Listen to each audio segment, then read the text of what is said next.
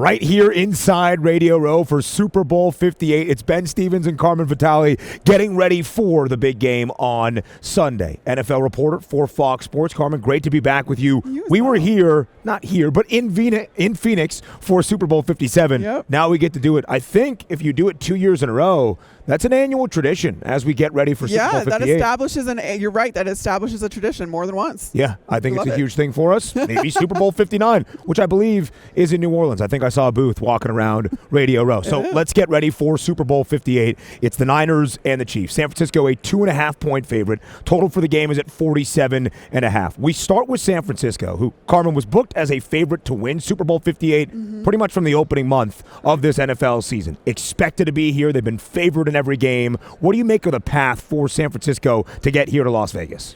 Well, it's been a kind of a tale of two seasons. Everybody says the postseason is a new season, right? And that's been the case for the 49ers, who were so dominant in the regular season. And then they get to the playoffs and they get down and they're kind of scraping by and they're barely winning against the Green Bay Packers, who no one gave a shot. And then that 17-point halftime deficit that they had against the Detroit Lions, everyone pretty much thought that game was over. Granted, I will give the crowd in Santa Clara a lot of credit. They all stayed, and Kyle Shanahan made it worth their while. So they haven't looked as dominant in the postseason, but who knows when it comes to the Super Bowl. It's anybody's game now that they've had 2 weeks to prepare. The number one seed in the NFC, a 12-5 regular season record, all 12 of the wins by at least a touchdown. It's been a little bit shakier in the postseason, to say the least. Kansas City has the pedigree. It's Andy Reid. It's Patrick Mahomes. It's Travis Kelce. 4th Super Bowl appearance in the last 5 years. But this year in 2023 was a little bit different. How would you compare this KC team to the teams of the past, like when we were doing this last year in Phoenix? I mean, it's the exact opposite story of the 49ers that we were just talking about. The Kansas City Chiefs did not look unbeatable this season, but then they go into the postseason and they pretty much control and dominate every single game. And it's a testament to Andy Reid. It's a testament to Patrick Mahomes. Yeah. It's a testament to the way that they work together and how they can improvise and evolve, because this is, again, not the Kansas City Chiefs team we're used to seeing. They have the most drops in the league this year by their receivers. Travis Kelce at times hasn't looked either healthy or as dominant as he has been, but that has all changed in the postseason, where this looks like the Chiefs team that we're used to seeing. Yeah. And even though they're doing it with receivers that you probably wouldn't have heard the names of coming into this season, although I will say Rashee Rice he's come a long way since the beginning of the season. A rookie wideout who was emerged for this Kansas City team, but Rashee Rice, Isaiah Pacheco, and Travis Kelce, of the 7 postseason touchdowns Kansas City has scored, they've had all 7. And again, only 7 postseason touchdowns in 3 games. But there is still a sentiment getting ready for Super Bowl Sunday, certainly around Las Vegas. If Patrick Mahomes is the underdog, where he has been booked as a dog 12 times in his National Football League career over the last 6 seasons, that you can't bet against Patrick Mahomes. Do you continue to believe with that idea, Carmen, getting ready for Sunday? I'm so torn, because honestly, I had that attitude all the way up until this game, where as much as I wanted to see the Ravens in the Super Bowl, because I think that would have been great for Baltimore, great for Lamar, all of that kind of stuff, history has taught me to never bet against Andy Reid and Patrick Mahomes in the postseason. So why am I going to start doing that now, despite the fact that the 49ers have an incredibly potent offense? You think that Kyle Shanahan has learned kind of a thing or two about how to play the Chiefs, although it's going to be a different animal with Steve Spagnuolo as defensive coordinator. It all comes down to the fact, though, that I can't switch up. I can't switch up at this point. I'm going to go with the Chiefs just because of the fact that you can't bet against these guys. They tap into something completely different. And if you watched opening night last night, there was a little bit of nervous energy by the 49ers, right? And the Chiefs were like, oh, this is business as usual, man. We're doing this again this year. Talk about an annual tradition. Yeah. Truly, Kansas City knows exactly where they're going to be come the second weekend of February. That postseason pedigree is there. One thing I also noticed from opening night at Super Bowl 58 and this week was a lot of boos, a lot of San Francisco 49er faithful in the crowd. And I think Mahomes, although he mentioned last night or on that opening night of Super Bowl week that he never feels like an underdog, he gets the idea that maybe they are the underdog or the hated side because they have been here so often. So it sounded like Carmen Vitali's official Super Bowl prediction was the Kansas City Chiefs, back-to-back Lombardi trophies. Can we get an official score? Oh God, I hate score predictions. Okay. You don't have to do it then. I could see it go both ways. That's the thing. I could see this being a defensive battle, Yeah. despite all odds and how potent these offenses can be. But I could also see a shootout. So I'm hovering in the 20s. It's gonna be like 28 to 24, something like that. I think so. When you look at that total, 47.5, Yeah. it's going to be so intriguing. If the game trends over, I actually lean San Francisco. If the game goes under, I actually lead the Chiefs, which leads me to my next question about this Super Bowl matchup. If it is Kansas City, what is the key matchup that will result in a Chiefs championship? I'm a big trench girl. So I Who's always not? look at the lines. Yeah. And listen, I was part of the Buccaneers team that won against the Kansas City Chiefs True. in 2020, and they did that because in part they had a lot to do with it, but in part Kansas City's offensive line was hurt, and they were able to get pressure with 4 and get really creative with their blitz packages and everything like that when they did deploy them. And I think that that's going to be such a key for the San Francisco defense in that you have to play physical.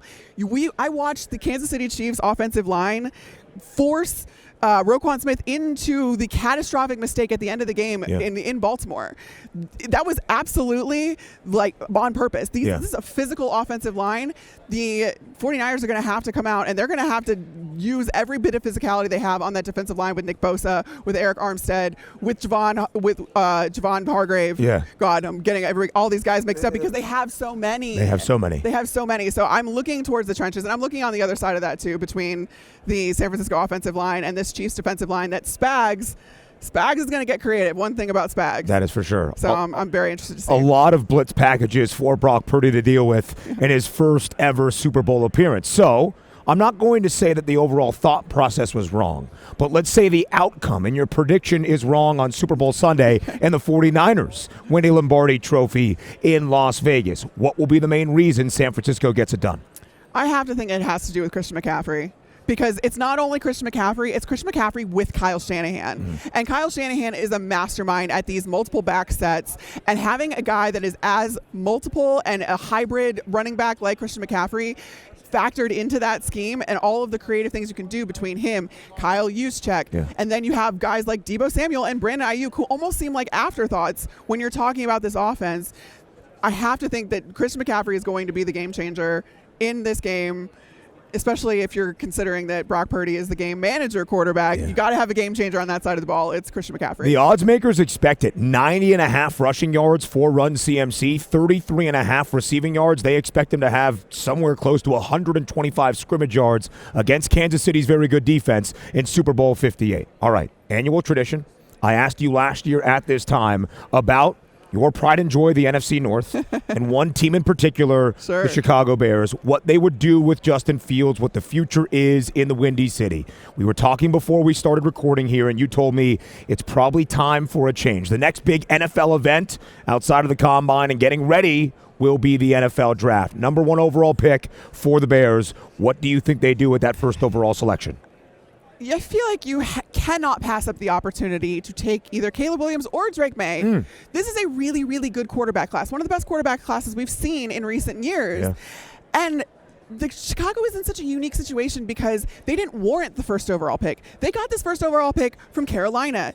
They have a sneaky good roster. All season long, I was talking to coaches that had just played the Bears, asking them about, do they see improvements? What did they see when they played against this team? And the overwhelming sentiment I got was that this is a better team than most people realize. This is a better roster than most people realize. And I don't know that I'm ready to say it because I grew up in Chicago and they've never been able to do it.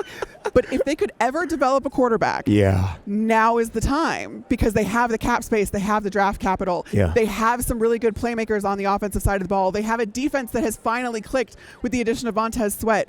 I just think you can reset that quarterback clock and have a guy on a rookie contract so you can take that money and spread it out all over the place. Because what happens when you're able to do that, ask the 49ers. No doubt about it. 49ers aren't paying Brock Purdy anything.